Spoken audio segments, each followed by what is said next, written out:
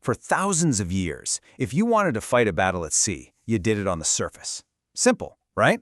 But what if I told you the single deadliest threat? Well, it's always been lurking right below the waves, hidden in the dark. This is the incredible story of how a seemingly crazy idea became the most powerful weapon on Earth. Okay, picture this. It's September 5th, 1914. World War I is just kicking off. And all the top naval commanders, they're convinced that sea battles are all about one thing: huge ships with even bigger guns. But down below, maybe 40 feet under the waves of the North Sea, a little German U-boat is getting ready to show them just how wrong they are. So this U-boat, the U-21, it spots a British cruiser, the HMS Pathfinder. It lines up its shot and fires just one torpedo. The explosion? Absolutely catastrophic. We're talking about a 3,000-ton warship that just vanishes. In minutes. Over 250 sailors go down with it, and just like that, history is made. It's the first time a modern sub sinks a warship with a torpedo. In that single moment, the entire rulebook for fighting at sea was thrown out the window. So, you have to ask, how in the world did we get here? How did this ancient, almost mythical dream of moving underwater turn into a weapon so powerful that its main job is to prevent wars? Well, that's exactly what we're going to unpack. You know, the story doesn't start with engines and steel. It starts with a simple idea, a dream really, one that connects ancient myths all the way to one of the most basic rules of science. Believe it or not, the idea of going underwater has been around forever. I mean, we're talking ancient Greeks using divers to sneak up on enemy ships. There are even stories about Alexander the Great taking a peek under the sea in a glass bell. Fast forward to the Renaissance, and you've got Leonardo da Vinci sketching out plans for his own underwater warship. So the desire, it was definitely there. But the science? Well, it was missing one crucial piece of the puzzle. And that missing piece? It comes from a guy you probably remember from science class, the Greek mathematician Archimedes. His principle of buoyancy is basically the secret sauce for the entire submarine concept. It sounds complicated, but it's not. All it says is that for something to float, it has to push aside an amount of water that weighs the same as it does. So if you want to sink, you just have to get heavier. That's it. It's the fundamental idea behind every single submarine ever built. Okay, so how do they actually do that? How do they get heavier and lighter on command? Well, they use these huge containers called ballast tanks. When it's time to dive, they open up some vents and let seawater flood right in. The sub gets heavier, and down it goes. Simple.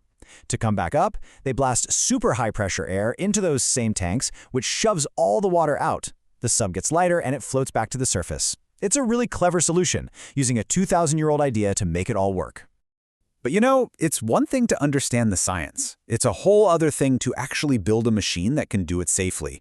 And that part of the story? Well, it took centuries of dangerous experiments, tragic failures, and a whole lot of courage from inventors who were basically strapping themselves into underwater coffins. Yeah, the road to a working submarine was messy and deadly. You had early attempts in the 1620s with a guy building a leather-covered rowboat that actually made it 15 feet under the River Thames. Pretty cool. But then things got real. In 1774, an inventor named John Day built a sub that got crushed by water pressure. He became the first person ever to die from a submarine implosion. Then you've got the Turtle during the American Revolution, which tried to sink a British ship and failed. But here's the thing. Every single attempt, even the fatal ones, taught people something new and pushed the idea a little bit further.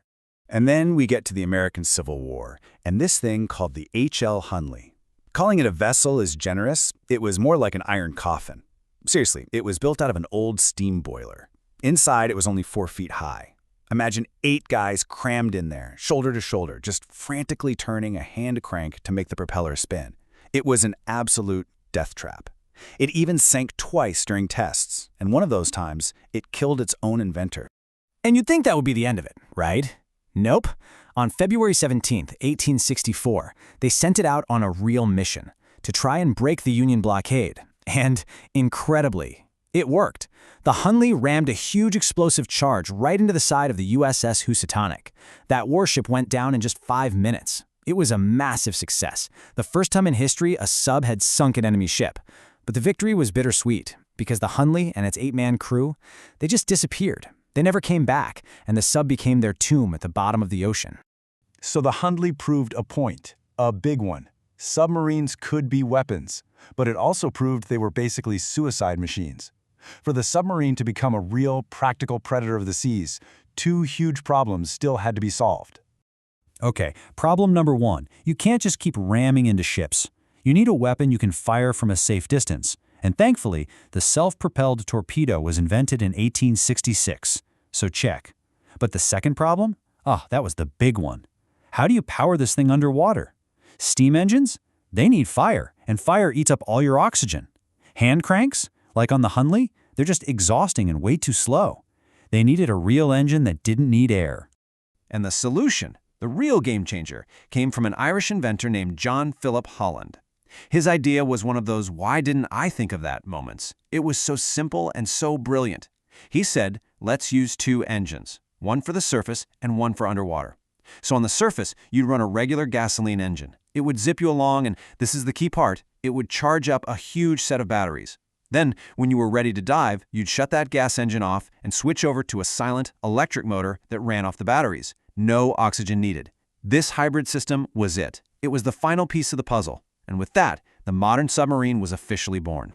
So now we have a real, working submarine, and it arrives on the scene just in time for the 20th century.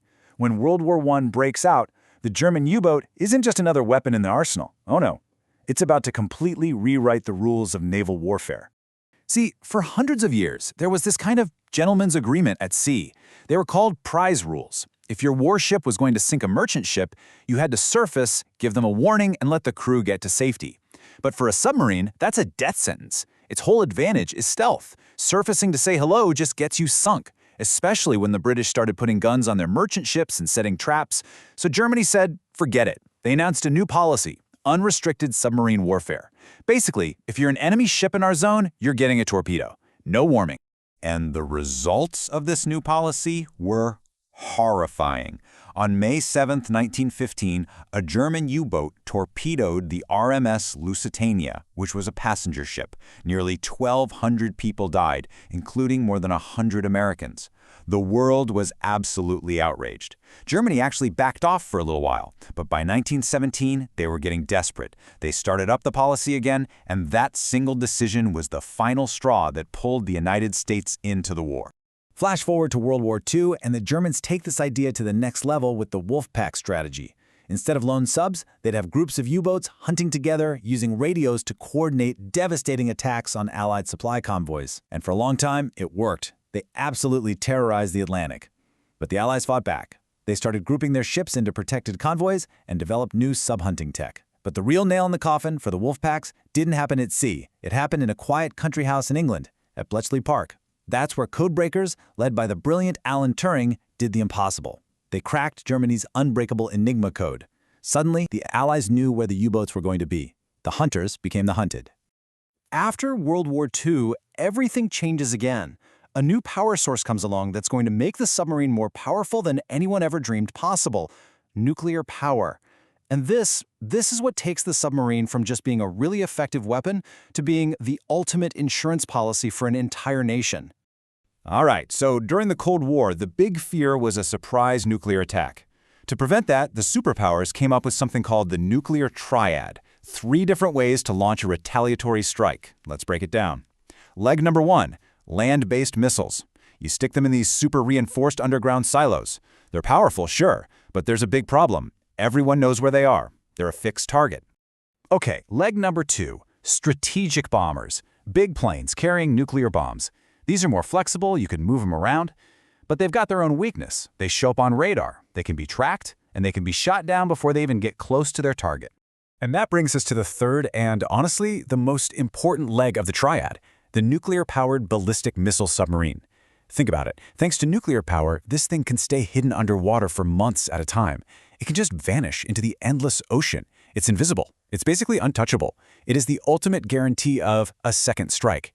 Because even if an enemy took out all your missile silos and all your air bases in a surprise attack, your subs would still be out there, silent, waiting, and ready to launch an absolutely devastating counterattack. And this reality completely changed the game. The submarine suddenly became the queen on the global chessboard of nuclear strategy. It created this very strange paradox. We built the most powerful weapon in human history, and its main job is to just sit there and make sure it never, ever has to be used. But keeping that threat active 24/7 is a huge undertaking. It's all based on something called the rule of thirds. If you want to have just one nuclear submarine on patrol at all times, you actually need to have at least 3 of them. Why? Well, one is out on patrol, another one is back in port getting maintenance and repairs, and the third one is either heading out to its patrol station or is being used for training. It is an unbelievably expensive and complicated dance, all to just keep the peace. So when you look back, it's just an incredible journey, isn't it? From a mythical glass bell to a nuclear-powered giant that literally holds the fate of the world in its hands.